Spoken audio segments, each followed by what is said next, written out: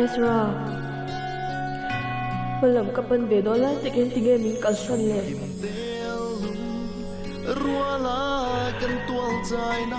malam pan tu khan min du chin tro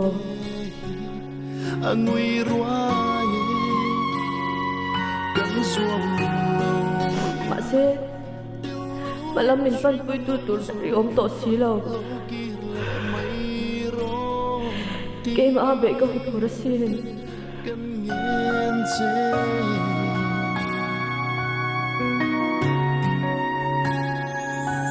tumang mai ni se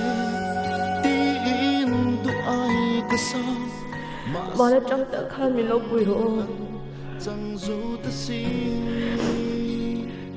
evil ai ni re atoi ma se pathian in kan hela alo tir che wang kalome kan chan i thi na hi na hle ma se ba som na i thlin na sa jate i lo hu ve ngem le ngil ni re ngi on thei to don si kan nu na zir lai tam tak in hut sia kha kan lo phong re ngang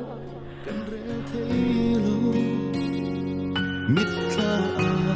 a cha ilim tha kwa ta ni lovin ngai dam na te kha nun pui kan lo tu mang o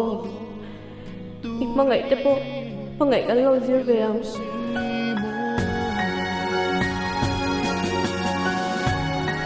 pathian ta lung tu an ni ti kan lo shit ve ang